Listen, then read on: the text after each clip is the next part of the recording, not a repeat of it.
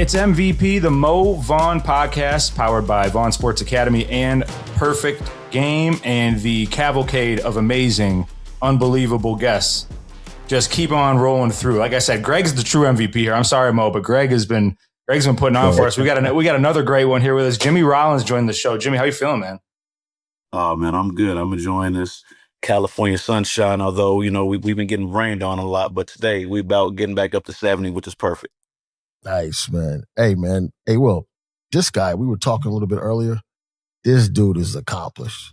He got a lot of stuff that he's done, and I don't think people realize how good he was. But we're gonna get a little bit into it with him. But first, as I always like to do, Jimmy Rollins been a great player, man. Like, you've been a great ambassador. You've been a great leader.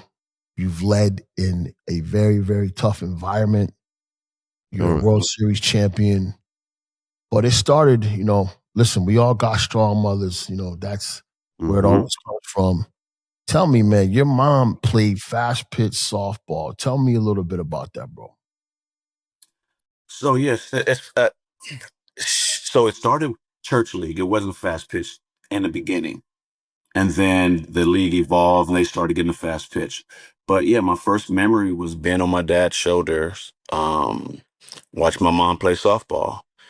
And that's when, it was like divine intervention. Like, this is what you're going to do. You're going to play baseball.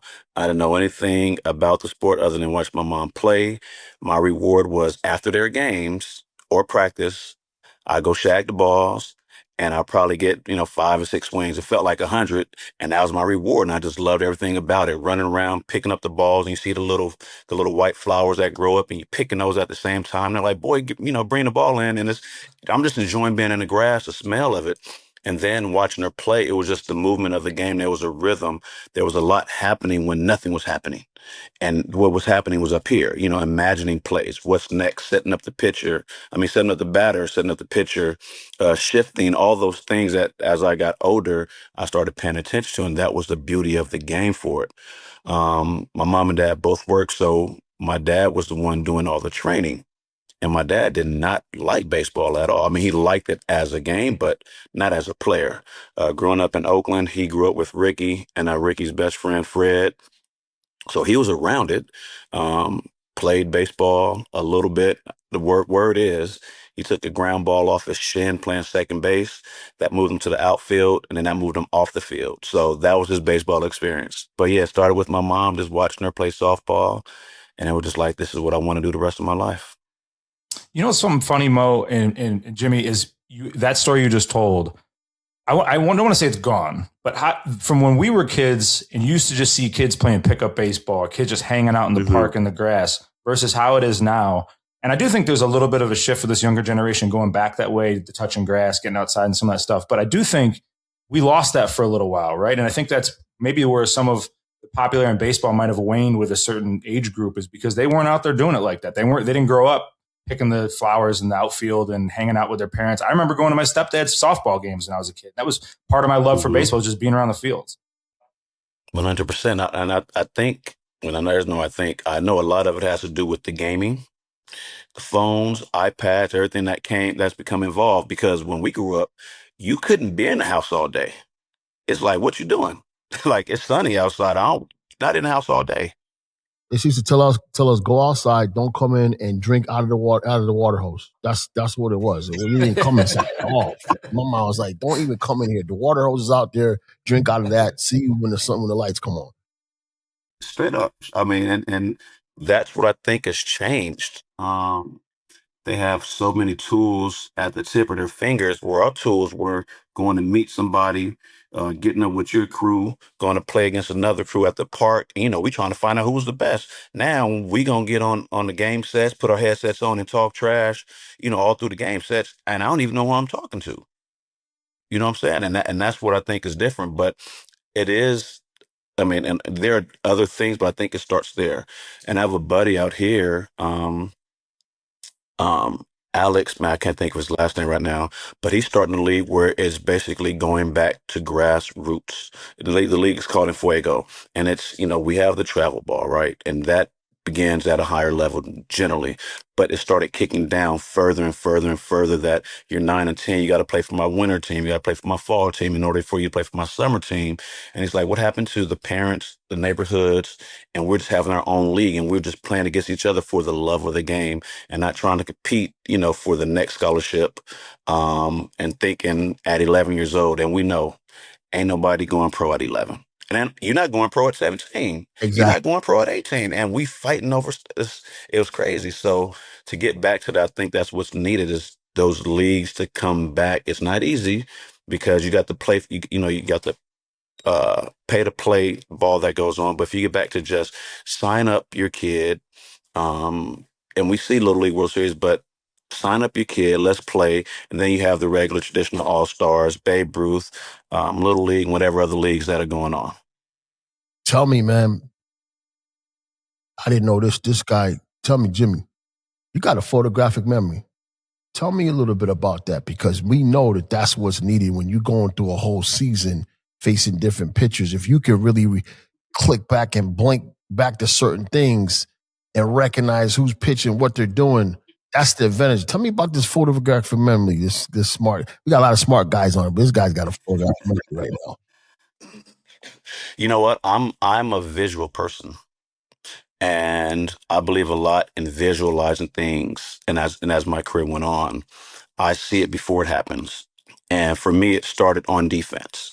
I'm out there, I'm looking at this hitter, and really in high school, the first time I think it really happened was in high school.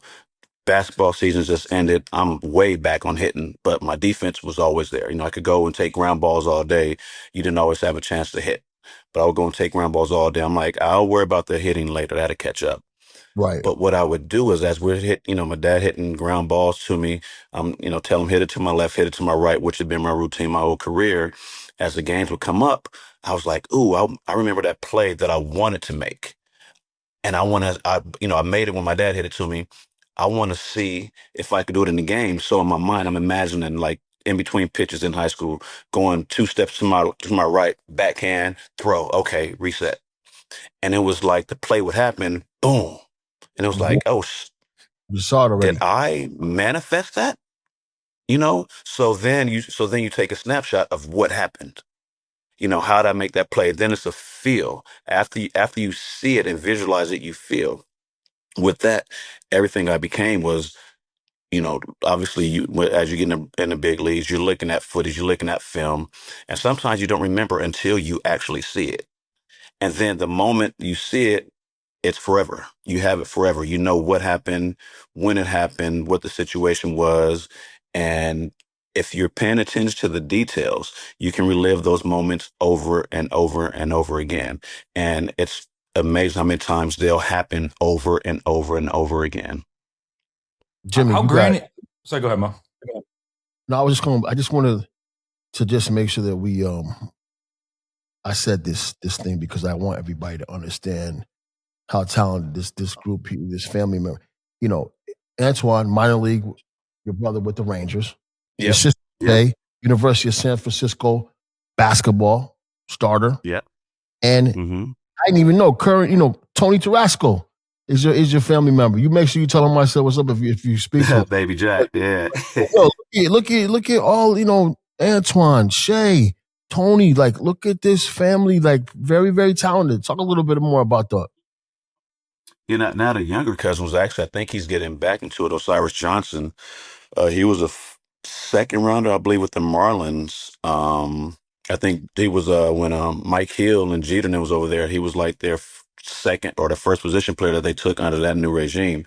But sports was just always something that was in our family. My mom played softball, as I said. My dad ran track and he wrestled, and he had a track scholarship to go to college, but got my mom pregnant, and he grew up without a father. It's like, I'm not going to let that happen.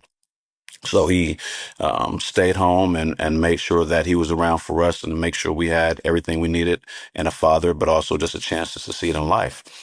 And then, sports, if the summer came around and you weren't playing baseball, what were you doing? If the fall came around and you weren't playing football, what were you doing? When the winter came around, if you weren't playing basketball, what were you doing? So I think it was just a part of life. Like you had to do something. We just all happened to be pretty good.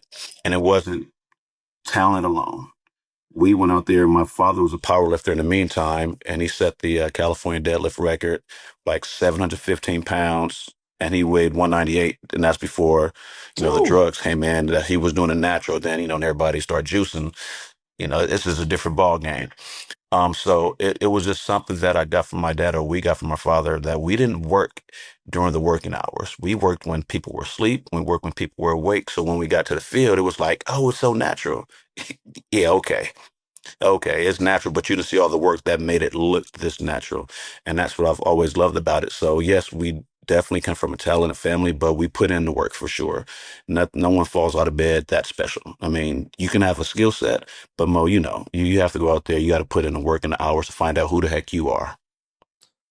What were those family barbecues like? I mean, if you got all these Oh, athletes, what was trash the? talk. I was gonna say this Trash had to talk. get nasty, Oh, right? come on, come on, come on. You already know. And the funny thing is, my dad was the opposite in this way. He talked no trash. My mom talked big trash.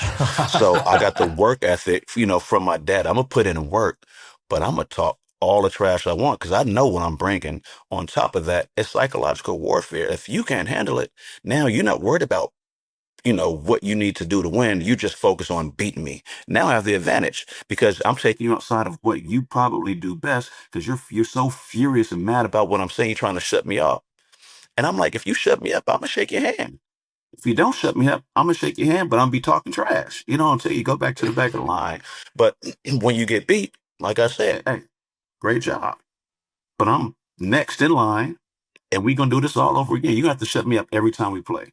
And that's what it was. And I was like in the middle. I had older cousins, then like my section, and then the younger cousins.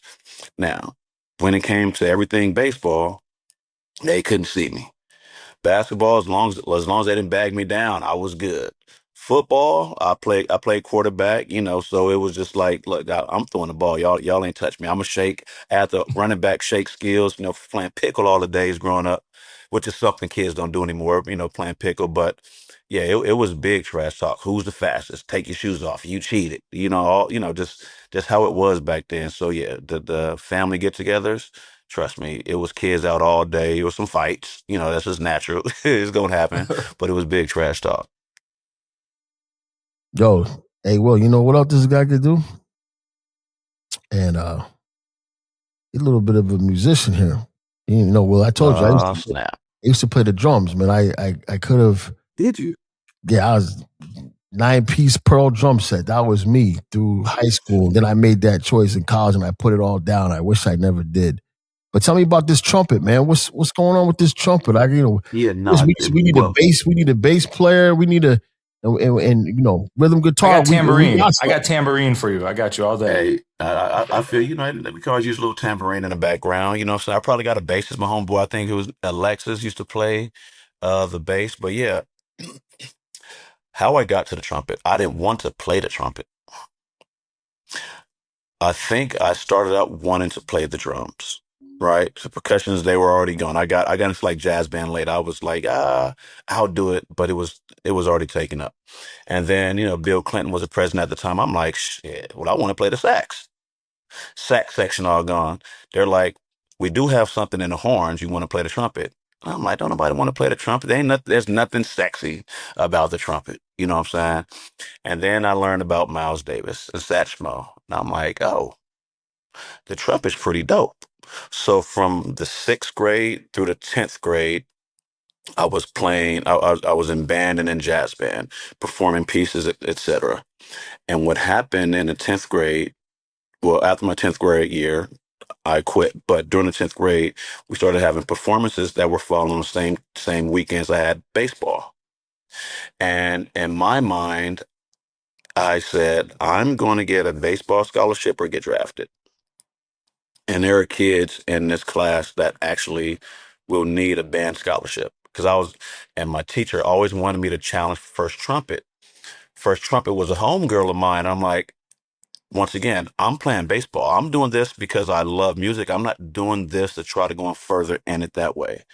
And so because he wanted me to, keep challenging for the first trumpet, I'm like, this person may need this for a scholarship. I'm straight. I'm straight. I'm good. It's just a matter of time before I get drafted or I get a scholarship for baseball. And so I made the decision to stop playing the trumpet then. It was because I felt that I would be taking someone else's scholarship away with them when in my mind, my future was pretty secure. So that's why I ended it. I loved it. I mean, it was fun. You get up there, you get on those freestyle solos and you just rolling, ripping off notes and just feeling it. But I started to focus, on baseball during that time of year. Basketball obviously was there for me also, but the performance time was happening during Easter tournaments, and I'm like, I'm not missing any more baseball for band. So you were on this Oh Say Can You Sing CD, which by the way, I just looked it up. It's only 1995. I got to get myself a hard copy right now. I know that. Got to support the physical copies. Make sure all the music. I mean, there's some names on there, man. I haven't heard Ben Broussard's name in forever. How did that happen? What was that like? That is a great question. I forgot how it happened. I just know it was brought to me, and I was just dabbling in music. And I think, like most cats, we got cousins and family that's into music. So I got the money, and I'm gonna get some studio time, and we're gonna make this happen. But I was already doing some stuff in music, and I forget the guy's name, and he asked if I want to come on and do a song. I'm like, no, I'm the exec. I'm an EP. I'm not the guy in front of the mic. And then he started saying, guys that were on it also, I think was Omar for Scale, Ozzy, Broussard, as you said. And I'm Coco like, all Crisp, right, yeah. Coco, that's right. Yeah. And I was like, all right, I'll do something. I've never had interest in rapping. Obviously, everybody has their freestyle battles. You from the Bay? We gonna freestyle battle. We short, we E40, Yeah. Spice One, Loonies. Oh, Hmm. you gotta have something. But for freestyle, you can have 6, 8 bars and you shutting it down. You don't have to do a whole song.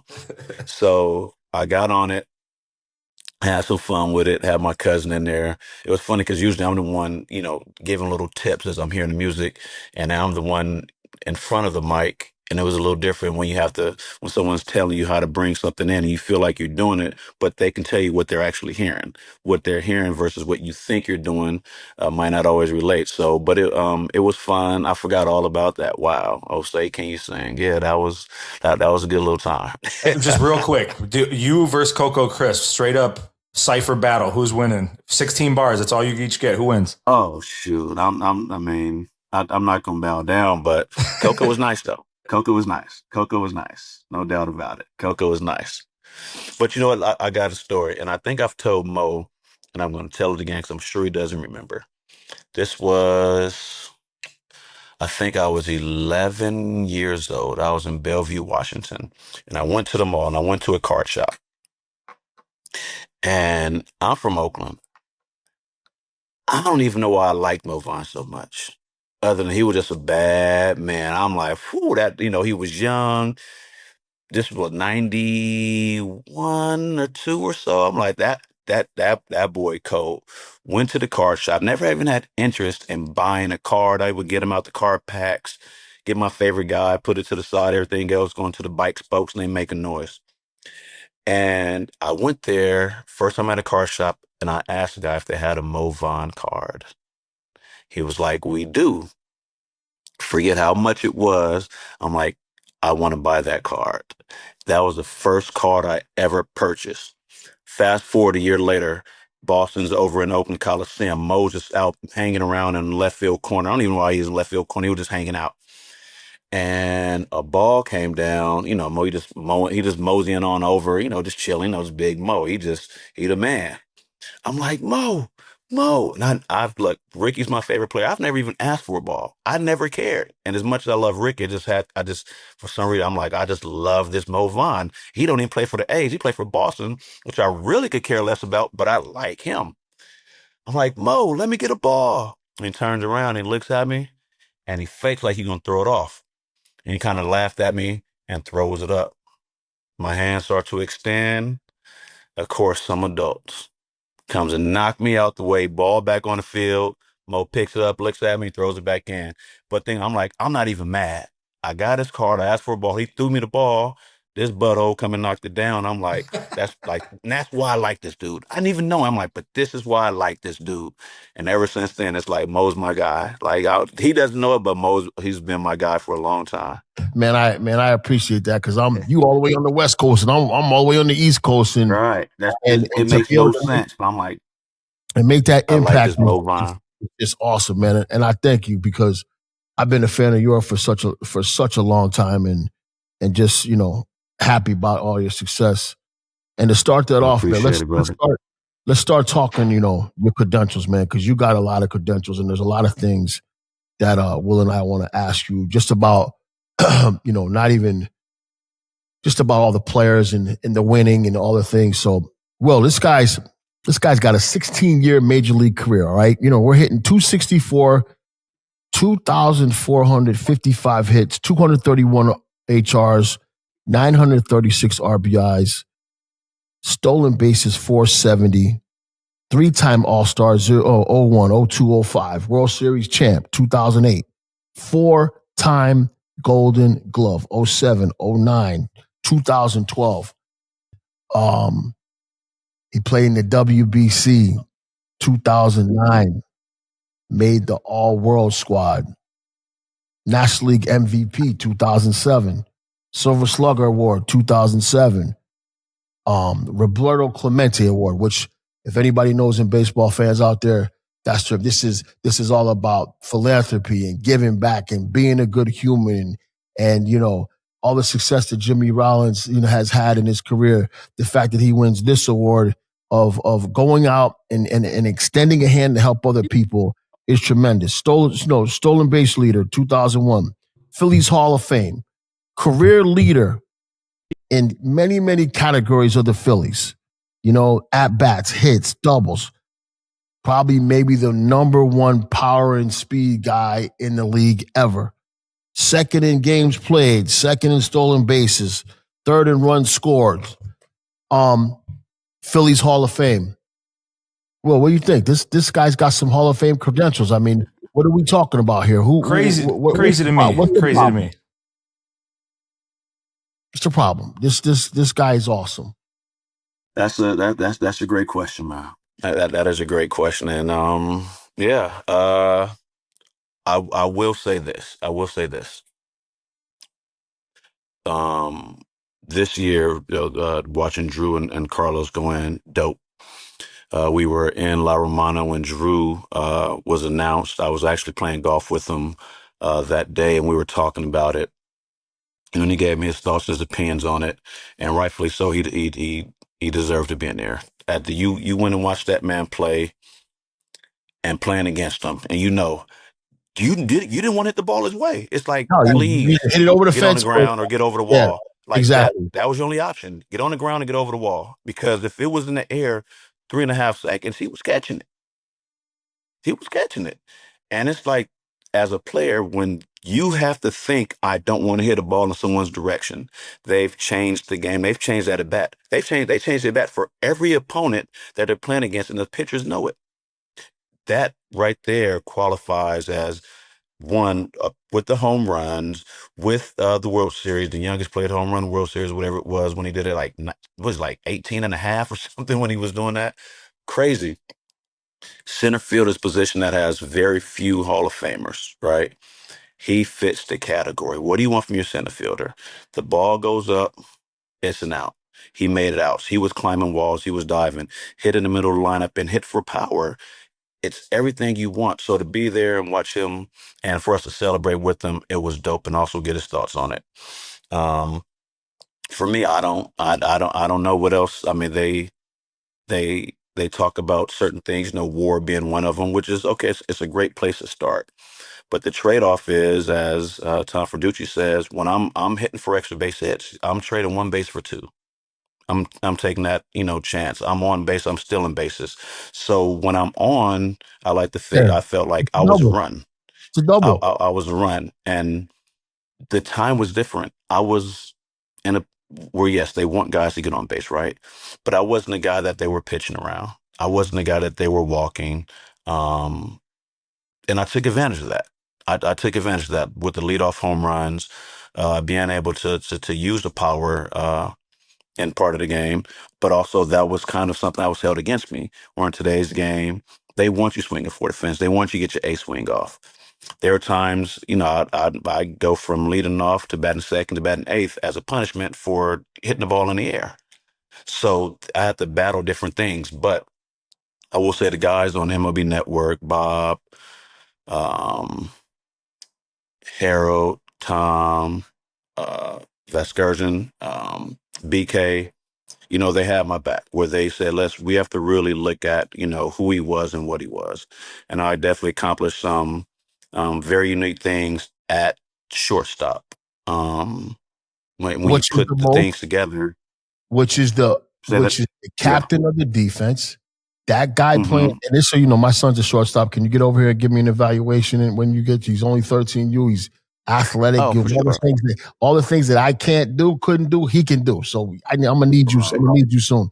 But let's go back. All right, bet. Shortstop is the captain of the defense. Jimmy Rollins is batting leadoff. He's Gold Glove. They win a World Series in 2008. He's playing in the toughest, one of the toughest, if not one of the toughest environments in the Northeast to play. There's nothing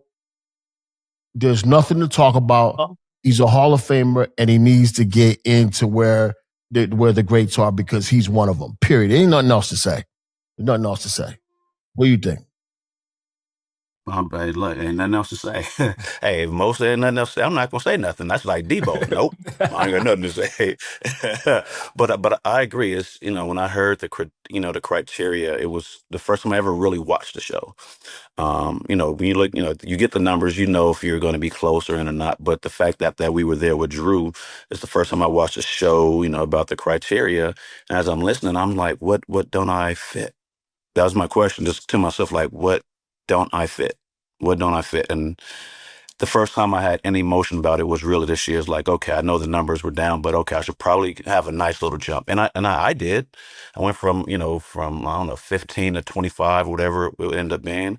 That's a nice little pop, but I was like that.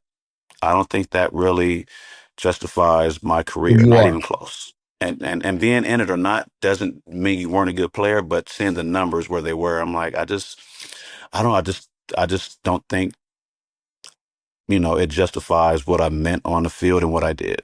Don't worry, bro. We all the real dudes and the ball players and the guys that understand and know the game, we know what it is. And sometimes we just Appreciate it. gotta live with that, man. But the Yep. real guys that understand the game and are the ones that know what you are. Tell me about, because I've always liked this guy. He's, to me, he was like the professional, same as yourself. Tell me about Chase Utley. You don't never hear nothing about Chase Utley, Right. but that dude seemed like he get up there and you come in his zone, he's getting through the ball. Tell me a little bit about him. I haven't heard much about him. He's like Yeah. you, but I've got so much respect for him as a dude, like, not as a dude playing the Yeah. game. Tell me a little bit about Chase and your relationship with him. Chase was a bad boy. Yeah, I mean, Chase is a bad man. absolutely. And, and we've talked, plenty of the game. I helped him get better. He helped me get better. I'd watch him hit. He watched me play defense, and that was our thing. And he'd be in the cage, and I'd just go to the cage just to watch him work. Like, what is he doing? Like, what is he doing that I'm missing? Right. And we talked the game. We talked his, the way he went about it. And only Chase can do it that way. And this is one thing I said about Chase. If he wanted to be marketable, he could have been. He didn't. But he didn't really care about that. He just wanted to play the game, go out there, grind, put your face in the dirt, step on your neck, and then do it again tomorrow. Yep. And And you can see that. yeah, and on the field for sure. Which is why he would never let not even the camera or his opponent see him smile. If he did, he'd put his glove over his face. I'm like, bro. I'm like, you know how much money, and we'd be on a pitching channel. I'm like, you know how much money's out here waiting for you to smile? Like, Yep. just let him do it. If I was you, I would do it. I Yeah, was like, I smile yeah. all the time. Obviously, they don't want me. They want you. So why don't you smile? And he's like, I can't, cover his face. But he's a great dude. Like, I you love that dude. don't get it because that was his thing. When I'm in uniform and I'm playing against you, I'm trying to bust your ass. Period. Right. Right. but he put in work. We saw him go from an average defensive player to above average defensive player. He can always switch he can always hit. His IQ, his ability to steal bases. You look at his success rate, getting the balls, making plays, just watch him develop as a hitter. We already knew who he was. Right. His swing was this little like 3/4 swing and the ball's off in the gap or over the fence. It's like, man, this dude can really hit. He'll Yeah. take the pitches. He'll get hit in the elbow, kind of, wink at us in the dugout like I was intending for that to happen. Let's make something happen. Whatever you needed to happen in the game, he could make happen. You want to talk about a winning player? He was a winning player. And that's point blank. And he's going to be a Hall of Famer. Had he stayed healthy, he would have put up way more numbers. Mhm. But you look at it, 8 year stretch or so, bro. I Yeah. mean, I had Ryan Howard and Chase Utley on the right side of the infield. And I'm looking like, bro, we are good. Right. We are solid because we got that MVP in Ryan. And if Chase didn't get hurt, it'd have been between me and him for MVP in '07. But he got hurt and I ended up getting it. But we had guys that were MVP caliber and Chase was my double play partner. And every day before the game, everybody talks about our handshake. Right. It was real. It was unsaid. It was just something that happened one day as a joke. Because people obviously Chase is a very serious person, but he has a personality, and he loves to talk trash, especially talk about how short I am. At the anthems, I'll be standing there when the camera came. Ryan would come on one side, Chase come on the other side, so I really look like a little kid, and they just kind of be laughing at me. I'm like, y'all dudes messed up. Like, get out of here. Yeah. But we would shake hands before the game. And one day he just went low. I kind of looked at him like, really? Like, really, bro? Like, that's how you gonna do me? Trying to make me seem short. So he put his hand close as he could to the ground, and it just kind of stuck. Took off from there. And it became a thing that it doesn't matter what anyone else does. It's me and you. Yeah, Like, me and you will find a way to win a game. And that became our thing. And it was never said. It was just a shake hand. We look at each other, and his game is on. Game on. That's his game on. I don't care if Ryan gets a hit. I don't care if Chooch gets a hit. I don't care if Pat gets a hit. Between me and you, it's on us. Like, we're responsible for everything that's happening out here today. And that's how we felt, and that's how we took it. But that's the type of player Chase was, that we brought out the best in each other. And like I said, if you want to win and you want somebody that'll do anything to win, include getting hit in the head if you needed to, Chase was that guy. You brought up watching Chase in the Cage, and I know I read somewhere that you did some morning sessions with Bobby Abreu at one point in your career that did a lot for your swing. Is there if you had to put together like a Mount Rushmore of guys you played with that were peers of yours, whether they were older, younger, whatever, as you were playing, you say, man, these guys for whatever reason could have been even managers that left a mark on you. Who do you think's on that Mount Rushmore for yourself? Oh wow. Well, the easiest is Bobby Abreu. I mean, that's number one. That was my big brother that took me under his wing, and he made me earn it though. I knew Bobby would go do his hitting sessions, and he just kind of sneak off, and I'm like, Bob, when are you gonna let me hit with you? He's like, well, just come to the cage with me. I'm like, but when you go to the cage, and you kind of laugh. He's like, you have to figure that out. So he made me earn, like, if you want to work with me, find me. And I always missed. For 2 years I missed, and I finally figured out. I'm like, you know what? We're gonna walk off this field. I'm gonna follow him everywhere he goes. And he kind of laughed at me like I was a little puppy following him around, but it worked. Then I figured out his rhythm, and then he was What was like, "You it? What good?" was Like it? it was now you can hit with me. You got to earn your stripes, especially back in the days. You have to earn your stripes. It wasn't, hey, can you show me? It's like, all right, if you want it, show me you want it, and then I'll work with you. So Bobby Abreu's one of them, probably number one. Chase, I would have to put number two. And that's, it's tough because we play so many games together. I just learned so much in my formative years, my early years, from Bobby. Some stuff got me in trouble. We laugh about it all the time, showing up 3 minutes before a stretch. But, that's what it was back then. And then Chase, my dad was just my ultimate partner, no doubt. After that, it'd be Ryan, a former, I guess, roommate of mine. Back in the days, I was Mo. You bring up that youngster, you buy him suits. I was like, look, you're not gonna live in a hotel. I want you to come and get comfortable. And I brought him under my wing.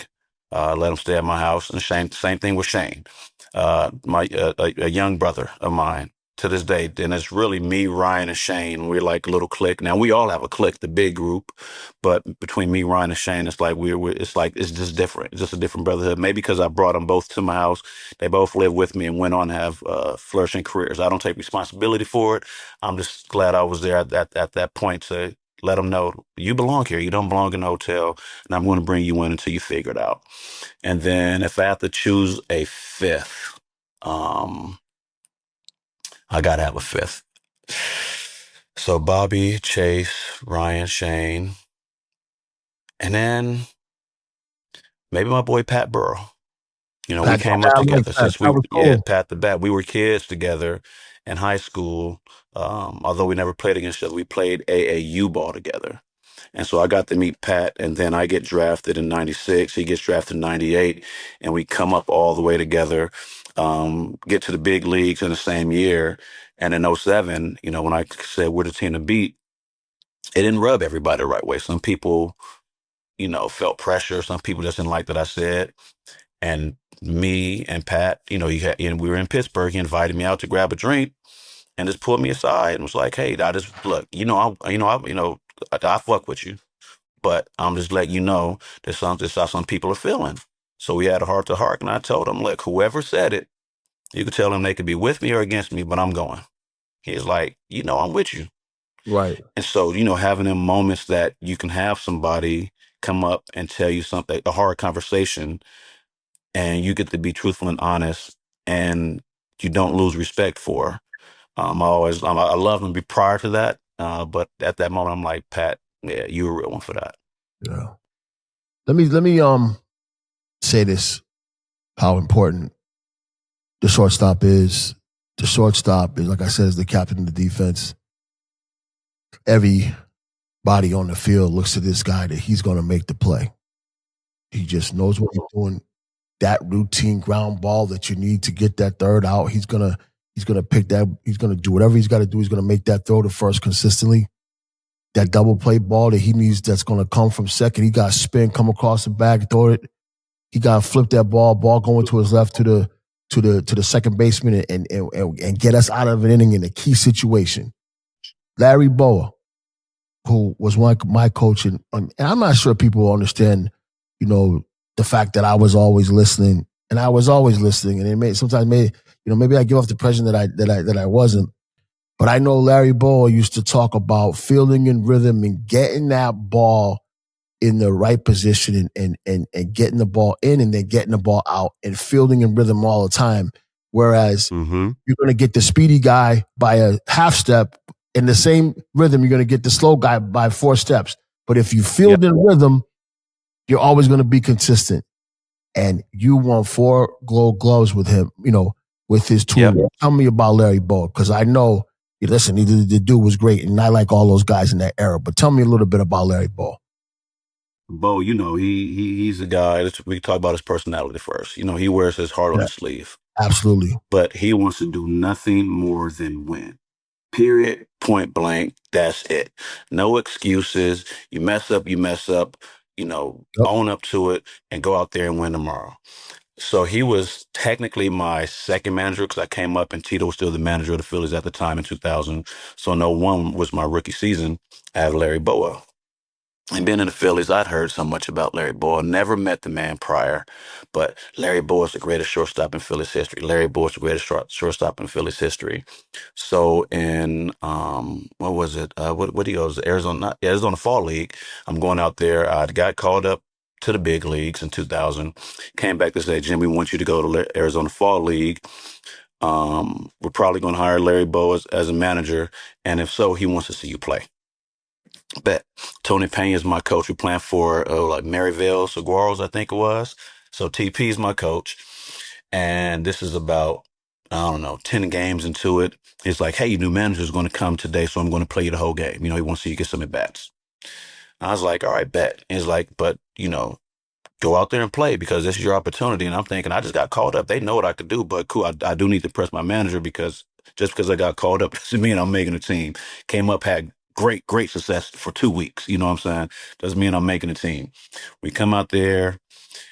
He shows up and TP is like, all right, there's Larry Boy right there. And I come out, you hear the story. He's a mean SOB. He go in, spikes up. If you break it up too hard, the next ball he's trying to put in your ear if you're coming down to second base, and all these things. And I look at him, I'm like, that little dude? Like, that's my manager? He can't be that bad. You know what I'm saying? So that's how I first laid my eyes on him. And he tells a story. He comes there to the game. My first at bat, I'm batting left-handed. I hit a ball down the left field line. Like I'm a pull hitter. I don't even know I hit the ball that way. It's probably an accident, to be honest. Down the left field line, gets in the left-handed corner. Now I know he's there, and I know I'm fast. I turn it into a triple. He said at that moment, he's like, I don't need to see anymore. Right. And he saw one at bat. He saw one at bat. He left, and TP was like, "You're done. Like, you good." Like, he left, so there's no need for you to play on. So we get to spring training. Larry Boy, John Vukovic. Oh my God. They had me out there taking ground ball after ground ball after ground ball after ground ball until I got it right. I'm coming, I'm young. I feel I can make every play, and balls coming up the line are like, you know why the ball's doing that? Because of this. Now go do it right. Hey, look, I'm going to hit some balls to your left. I want you to get around the ball, make it routine. I want to hit some balls to your left. I want you to get around it and backhand it. Every single style of catching the ball, it didn't matter which way they hit it. If they gave me an assignment, I had to find a way to catch it in the way they designed it to be done. And then all of a sudden, I became consistent. I learned all these arm angles aren't necessary. If my footwork is right, I'll get to the point where I can throw a consistent four-seam ball over the first base. And that's what it became about. They said, look, as you said, Mo, if I make the routine play every day, I'll stand in big leagues. Because you're athletic, you will make the great plays. But if you don't make the routine plays, you'll never play Not for me. playing. So I went out every single day to make the routine play. And exactly, the fast guy is a half a step. The slow guy, you could take if you want it, you could take an extra couple steps, but do things the same way. Ball out, throw in position, get it over the first. Give him a nice four-seamer, and your athletic ability will take care of the plays going in to your right, going out to your right, going to your left. Learn how to make the spin throw, and learning where my arm angle needs to be so I get a nice four-seamer on that throw also. So they drilled the hell out of me. And at first I thought it was punishment. I'm like, why are they picking on me? And then I fell in love with it. Yeah. I look forward to getting out there because it's like, okay, this is a challenge. They're challenging me to be better. They don't have me out here to try to break me. They're challenging me to be better. And I fell in love with it. And for the rest of my career, that was my routine every day until they took the uniform off my back. My routine didn't change. Balls to my left, balls to my right, going back over my shoulders, catching pop-ups. What play do I need to make tonight? And we went over that, making the throws. I would see guys, I'm like, man, I can probably make that play, but I don't know if I have the courage to anymore because I know if I just do things in the most basic sense, I can make that play. And when I need to make the fancy play, which fancy, it's just the athletic ability with the skill set that I've built up along the way that allowed me to make that play. But trust me, I see guys with fancy gloves. I'm like, man, you have a lot more courage than I do. But also when I tried to do it, I got punished because it's like, is it necessary? Right. No. What's Right. necessary? The out. The out's the only thing that matters. Exactly. I know we're running up against it here in a little bit. And we want to make sure we can't let them go. I got more stuff. All right, you go as long as you want. Jimmy's going to yell at me. He ain't going to yell at you. I know that. Let me just get one more. Let me get two more. Yeah, we good. The thing about it is I've been waiting to talk to you because I know Larry and I know you worked on him, and I believe in getting the best to get, to coaching and getting opportunities. That's a great story. And I told you, Jimmy, please, I'll fly you out here, put you up. I need you to come. I got a son and he's got some ability, but we all know it's all about doing things the right way and footwork. And we do that. And, he works hard on it, but hearing from you, it makes it better. Coming from Oakland, I got one more. Yeah. Coming from Oakland, man, so many great players and, San Francisco Giants, they're on the other side. and you got the the A's and all that and Mm-hmm. brothers. One thing about first base though is I get to talk to certain people, and I got to talk to Ricky Henderson, and I got to sit there and watch him steal a base, and I always used to ask him, Ricky, do you know how many steps? Because he was the same way stealing bases. He might get you by a foot, he might get you right under the tag, but he was always safe, Mm-hmm. no matter what it was. Yep. What a great a loss. What a loss to have lost him. What a great professional to to have played against him. I the little conversation that I had to get with him, I'll always cherish that. People talk about, well, how do you know how to steal bases? I said, because I talked to the man that was the best at it all the time. That's how I All the time. watch. How did Ricky Henderson affect your life coming from that area, just given the fact of who he was? How did he shape you as a player and as a man and a guy that represented Oakland? Oh, my whole game was based after Ricky. Yeah, everybody that knows me knows that's my favorite player, hands down. Right. And As it should. my dad grew up with Ricky, right? Ricky, my dad and Fred all within like 2 blocks from each other. They just, depending on what side of Telegraph he lived on. Ricky went to Oakland Tech. My dad went to Mac, where Frank Robinson went. So, baseball, the Bay Area has always been baseball rich. But Wow. Ricky he was, and you played against prime Ricky. I played Right. against older Ricky, which was crazy because he was playing ball when I was born. Anyway, I got to play against this dude, but he's playing against prime Ricky. It Mm-hmm. was a show. The Yeah. way he wore his pants, the way he walked, everything about him was just, it was a show. My eyes were just naturally drawn to Ricky. And then I didn't find out he was from Oakland until much later. My dad always say, hey, whenever you want to meet Ricky, and I'm a kid, whenever you want to meet Ricky, just let me know. We'll just have Fred, let me know when he's coming in town or whatever. You can go meet him. And I'm like, yeah, okay, Dad, everybody from Oakland know Ricky. You know what I'm saying? Like, of course, everybody knows Ricky. But it wasn't until I played against him that I really got a chance to meet him. But before that, Ricky walk up to the plate, popping his collar. I walk up to the plate, popping my collar. Ricky still a base sliding head first. That's why I slide head first. I started sliding feet first. I'm like, but Rick, I've never seen Ricky slide head first. So I mean feet first. So I'm sliding head first. Ricky do the snatch catch. I'm doing the snatch catch. And what it was, he was more than just a baseball player. He understood entertainment. Everything he did was entertaining. Now we have many similarities because I tried to emulate what he did on the field. When he had the batting gloves with the wristband attached, I had the batting gloves with the wristband attached because I was little Ricky. I wore number 24 because, well, I wore number 6. He wore 24. That was Ricky. But I'm like, well, 2 plus 4 equals 6. So that's my version. That's me. That's Rick inspired, but that's me. I don't want to be 24 because that's Rick. I'll be 6. So everything I did was about him, like him the way, Ricky talked trash. Whether he talked to himself or, having a good time, he just smiling. It looks like he's enjoying the game and it's entertainment. And if you're a young kid in the stands and you watching this guy love what he's doing every single day, it's attractive. It's like, I like that.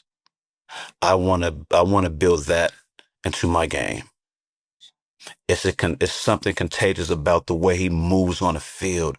Like I said, I asked you for a ball. I bought your card.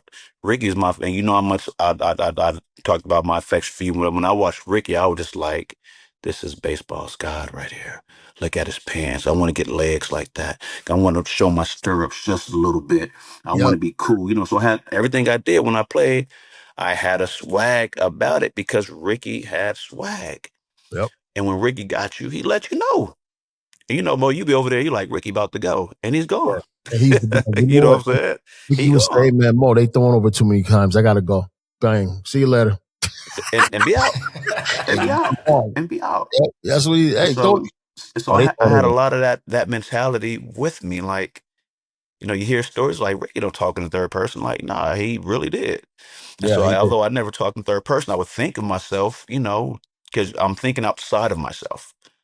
But yeah, Ricky, he was the guy that influenced everything I did on the field, with the exception of taking pitches. Now that was one thing we had different. I'm like, Rick, come on, bro, swing the bat. Like you can hit for power. But Rick was like, I know I can, but I want to walk because I want to go steal 3 bases, go steal first, second, and home. You know what I'm saying? Really, Rick. So that's where we differed, obviously, because Rick was just special. He was just different.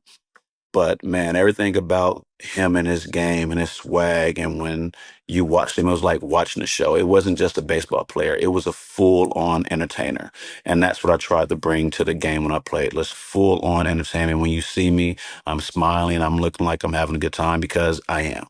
And I think the kids out there should see that when they watch me. The fathers and mothers that bring their children to the game should see big leaguers having fun and understand, Mo, when we were kids, we always thought them with some grown ass, old ass men. And now that same kid is looking at you and you're in your 20s. But to them, you're just this bigger than life figure.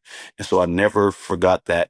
And also, like I said, wanted to bring that entertainment, that I'm more than just a guy in a uniform. I'm a full on entertainer. And I got that from Ricky. I'm glad you asked that question, Mo, especially A, because I love that answer, but B, because I think how much of that do you think is carried over beyond baseball now? I mean, you've gone on your TV thing, you got the podcast, which I want to make sure you get out there, make sure our listeners know what's out there, because you do a lot of the same type of stuff, you and Ryan, that we try to do, inject some life into the game, not just the talking heads, war for every player and all that. How much of that entertainment factor, that swagger that was so rare back then, that was infectious to you, how much do you think that's carried over and helped you in what you're doing now? I'll put it this way. Before I knew what the word charismatic was, my grandmother would tell me all the time, "You're so charismatic." And I'll kind of look at it like, I have no idea what that word means. But because it was matched with an action or a way about myself, it made sense. So for the longest, I didn't even care what it meant because I knew what it meant. You know what I'm saying? Mm-hmm. Not by definition, but by my actions. And you really can't influence a young child's mind. You can shape it by the words that are said, by the people that they trust and love and care about, and that trust and love and care about them. So to hear that since I was a child, that I was charismatic, I think that helped shape me more than anything. Like I said, before I knew what the definition was, I knew what it meant. And okay, that's just who I am. Like I just keep showing up as this person, and it's just become a part of who you are. It's not an act. It's your authentic self that was called out for me at a very young age. And I get on. I like to talk. I get trash talk from my mom, which means I just talk in general. But there's a seriousness and work behind everything that I do. That when I'm talking, I'd like so that I can bag it up. And on TV, we're out there when we're doing the 611 podcast with Ryan, we get to spread our knowledge of the game. Right. We also get to spread the depth of who we are as people also. And when you're authentic to who you are, you bring that out in other people when they're sitting with you, that they can feel that. And it's a lifelong thing. You look, everybody has an ego at times, but when you're comfortable with who you are, it becomes reassurance, and it's not ego driven. It's just, this is who I am, and I'm comfortable in my skin.